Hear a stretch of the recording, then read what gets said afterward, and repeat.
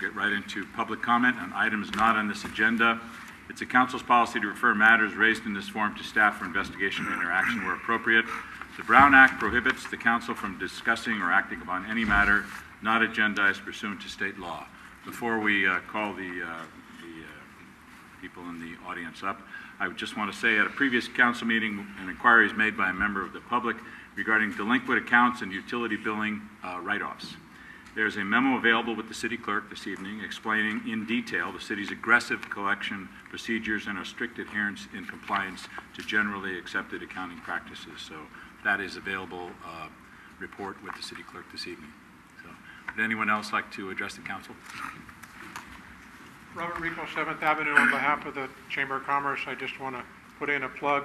On the 6th of October, on Sunday, we're going to have Legislative Day, and our mayor will be one of the people manning a booth on the Sunday the 13th. We have invited the four council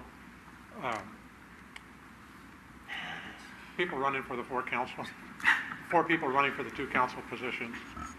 Excuse me. And on the 20th, we have the four candidates for the school board. And I just found out this afternoon that on November 3rd, the City Public Services Department is going to have an information booth. So come out to the farmers market on Sunday. There's always something to do besides good fruit and vegetables. And next Tuesday?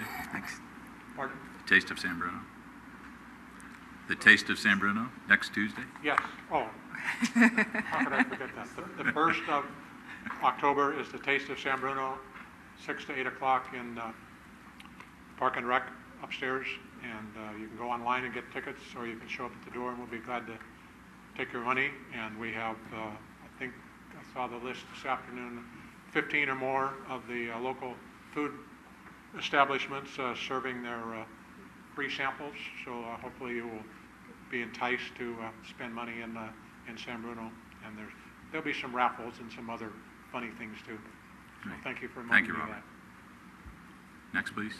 Tell us your name and street. Barbara Larea, Clark Ave. Good evening, Mayor and council members. Mayor, it was nice seeing you at the farmers market. A couple of things. The first is from 2008 to 2012, I have something from the city that says there was about $333,000 in write-offs for just sewer. I haven't received the water yet. So I know you said there's something available, but I'd like to be able to find if it were just residents or with their businesses involved or things like that. So I would look into that because that's a lot of money. You could hire one police officer and one firefighter. The other thing is on the water and sewer bills. I live alone. I live in an 800 square foot house. And my monthly water, sewer, and garbage rates is my second highest bill in my household. It's the second bill to my mortgage. It's higher than PG&E. PG&E is a for-profit corporation.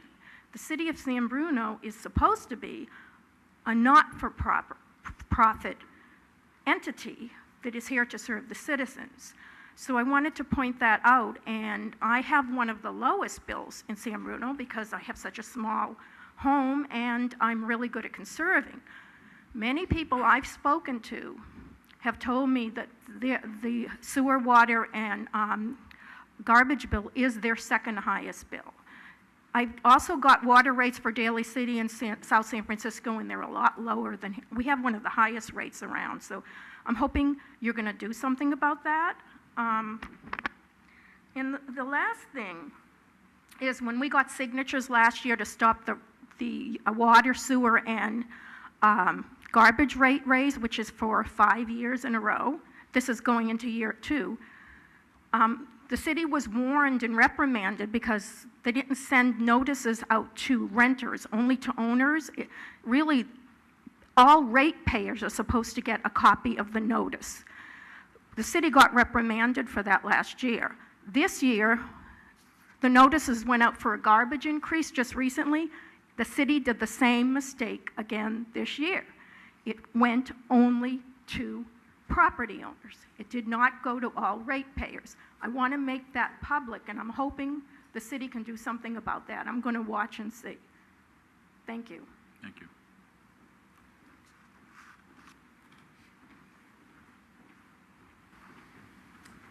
Marty Medina, Garden Avenue, City Council candidate. Good evening, Mayor, council members, staff, and guests. As I campaign to lower water and sewer rates for everyone in San Bruno, I keep hearing voters ask, why is my water and sewer bill so high? Everybody in this room knows why. It's the City Council. They have the ultimate responsibility to the people of San Bruno and the implementation of all programs and services. It approves all ordinances, resolutions, and major contracts, modifies and approves the budget. So clearly, the responsibility lies with the City Council. I looked back at the notice I received, why we're raising water and sewer, and it's missing one thing. What most people don't know is the following from San Bruno Patch article written by Martin Ricard, dated February 25th, 2012. After months, this is quote, after months of negotiations, the city reached settlements with Baykeeper and the Water Control Board in July 2011 for $271,000 in fees and $642,167 in fines, respectively. These were charges that were not necessary, that were fully in the hands of the City Council. In 1997, a cease and desist order required the city to invest $1.84 million per year for 10 years to get the sewer system up to par. However, the city only invested $1.4 million annually, nearly $500,000 short a year of what was required. Meanwhile, the sewer rates were raised. End of quote. So your rates go up because the council votes for it, and in the notice of why the rates are going up, it doesn't list that the city was paying these $900,000, which is almost the 10% increase in the sewer. So we, as the citizens, do not have a voice in this. It was the council's responsibility to comply with the cease and desist order. They didn't do it, and we wind up paying for the fines. If elected, my first order of business will be to propose to suspend the water and wastewater increases. Thank you very much for the write-off procedure. It's very clear. $600,000 that are written off in 5 years, that should be collected, and it could be applied to reduce our water and sewer rates. Thank you very much. Thank you. Anyone else?